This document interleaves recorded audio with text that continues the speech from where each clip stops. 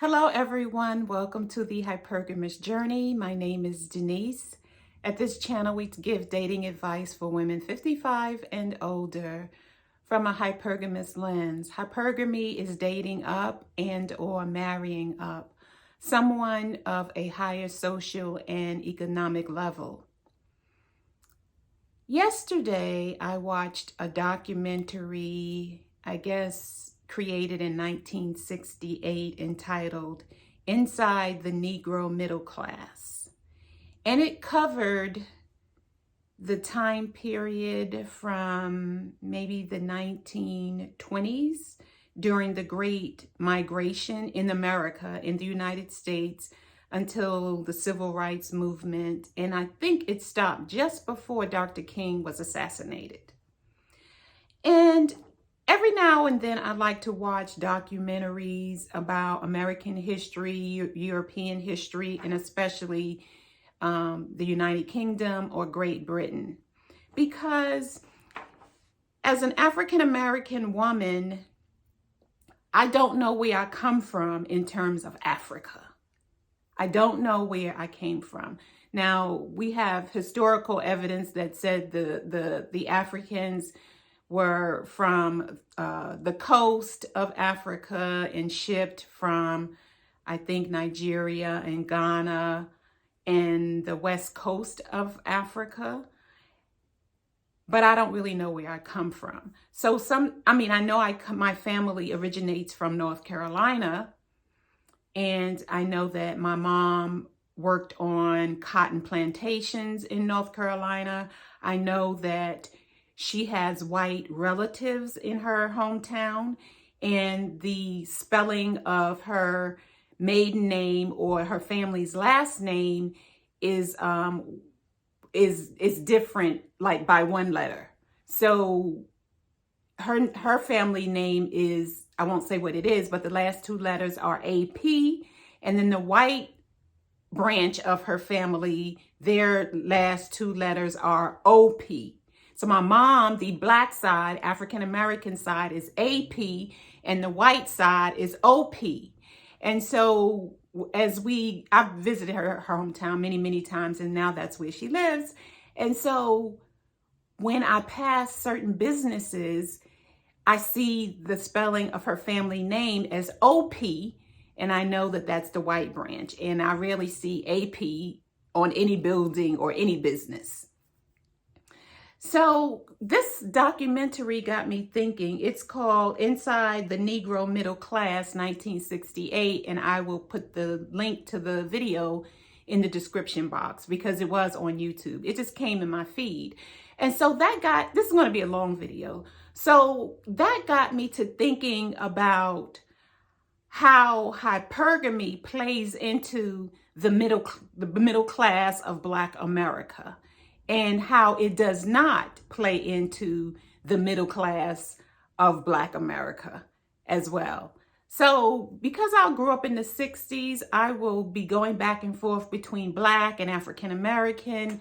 You know, I grew up in the 60s, so it was Black power, Black is beautiful. You're beautiful if you're Black.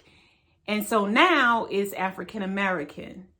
And so there are people who say, you know, I'm not African American, I'm Black, I don't know anything about Africa. I embrace it all because it's part of our legacy of being here in America. We get to change our name as we see fit.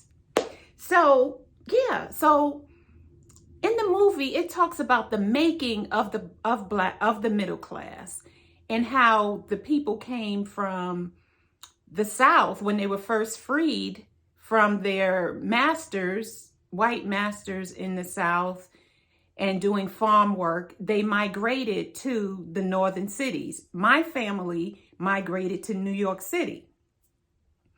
And my family, my mom our house or apartment really was a station where her sisters could come to get jobs. To stay until they got jobs and they could move out and bring their families up. And so it was almost as if we were the Underground Railroad, but we weren't underground. And this is the way a lot of Black Americans got from the slave plantation to the bigger cities. And so there were educated people and there were uneducated people. And that's how the middle class started. And so the people who had education, the lawyers, the doctors, they developed and created organizations for the people who were not educated to teach them the basic necessities of reading and writing and how to dress and how to speak and how to behave in public, because this was a big city that was different from the plantation where they grew up and they knew everybody. So in that context, there was no real such thing as hypergamy, where the mothers stayed home from the people who lived on the, who were farmhands. They didn't have hypergamy. It was more like, let's build together and then we can have something. So that was how we got to where we are. In the middle class, those people who had education, they had gone to college. If their father was their former master of their mother, then he may have provided for the education of his illegitimate children that he had with his slave mistress. So he may have provided some education for them. And if they had lighter skin and straighter hair, they could pass as white once they went north. And many people did that and many people did not. So you have this educated mass of people who go to the north. I will use New York City as an example.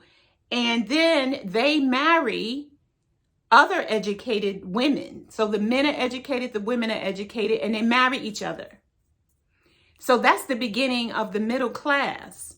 And so because jobs were not blacks were not freely hired by white employers and bosses, a lot of these men started their own practices in law and medicine and newspapers and started schools and colleges, which is the beginning stages of the HBCUs that we have today, the historically black colleges and universities. And also getting help from white philanthropists who gave money to these schools that were started by these black professionals. So that was our middle class. And still, sometimes the wife was a teacher so that she could be off with their children. So she was teaching her children and her community's children how to read and write and what she knew and got from her college education. So then that could bring in another level of middle class black life.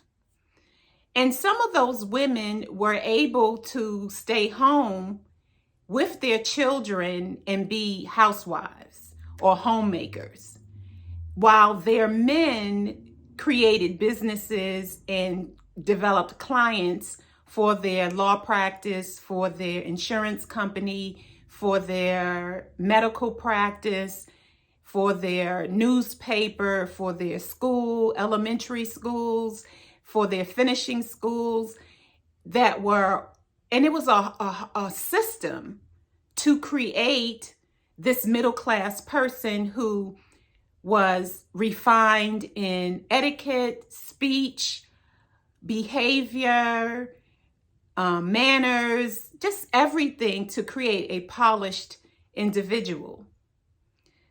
But then you had this very small group of black people at the top who were born free in the free states, who already had that direct lineage to wealth. Like they weren't man-made, it wasn't self-made wealth, but it was handed down to them through legacy, through trust. And those were the rare instances where they were the upper crust, the elite of society. They were rubbing shoulders with other wealthy white people. It wasn't many of them, but there were a few. And so there was hypergamy, where they might take a woman who was educated and marry her and bring her up a level. But generally speaking, it was two educated people working together to create something bigger and higher for their children. So when we look at hypergamy from that perspective, we got lost.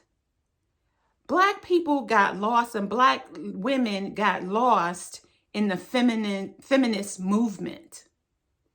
So while normally we would have married up if we had education, we had social influences from white women telling us that we didn't need men. And I am of that generation, and most of the women who are in their late 50s, early 60s are of that generation, where we were told, and my mom told me this, to get an education so I wouldn't have to depend on a man. And that is where we got lost. And then we had the tide where we are now, social tide, where women are being educated more than the Black men. So we are going to college in greater numbers, we are graduating in greater numbers, and we are getting higher paying jobs than the Black men. And, and then we talk about all of the things in place to keep us down, which I'm not going to go into because we all know that. But I just wanted to bring the context of hypergamy into the history of Black women and Black men living in America, and how, and then we got to talk about colorism as well, that statistically, I read somewhere, I think it's the Pew Institute, and I'll try to find the link, that says that the lighter the woman is in skin tone or complexion, she has a higher chance of marrying. And that's what they said. And that may or may not be true, but that's what this study said. So we talk about colorism, and that being an issue for women who want to be married. And then we have to think about going outside of the Black community to look for, or to be included in the marriage pool for men of different melanation, who have different who don't have melanin in their skin, or some, who have a little melanin in their skin. So basically going outside of our communities for marriageable men who want to commit. And this is something that Black men have been doing since Frederick Douglass. Frederick Douglass, the abolitionist and great speaker and orator, his first wife was Black, and then he married a white woman after that. So yeah, so don't get mad at the brothers for marrying who they want to marry. Just join the club. If you can't beat them, join them. So we got to expand our options. And in my opinion, that's why hypergamy is so different for us, is because we have that unique historical background of slavery and things being put in our way to prevent us from achieving higher levels of income. And when our men get to the higher levels of income, they tend to select women who do not look like us. And there's a good reason for that too, I think, is that as they go up, our Black men go up the socioeconomic ladder, there is less and less of Black women on the level that they are at. And many times they may be one of five or the only Black man in the room. And so then, the women of other ethnicities and melanation will start circling them, Because let's be real, an educated man, regardless of his skin tone, is a something that women want regardless, because it provides opportunity for a different lifestyle, for status, for access to resources, not only in terms of finances, but financially, but also in terms of social network, social network, social net worth, and a bigger, greater lifestyle can be achieved through that. And so that's why I started this channel, because I wanted that for myself. And each woman has to determine what is best for her and what level does she want to be on in that hierarchy of hypergamy, because there is a hierarchy. And personally, I don't care if he's a millionaire. I really don't. You know, if I get a millionaire, that's wonderful, but most millionaires are not going around with a sign on their chest that says, I'm a millionaire. I just want kindness, masculine energy, a protector, a provider, and someone who cherishes my feelings and feels like I'm the best thing since sliced bread. And he's thinking, where have you been all my life? Thank you for watching, and I'll see you in the next video. Bye.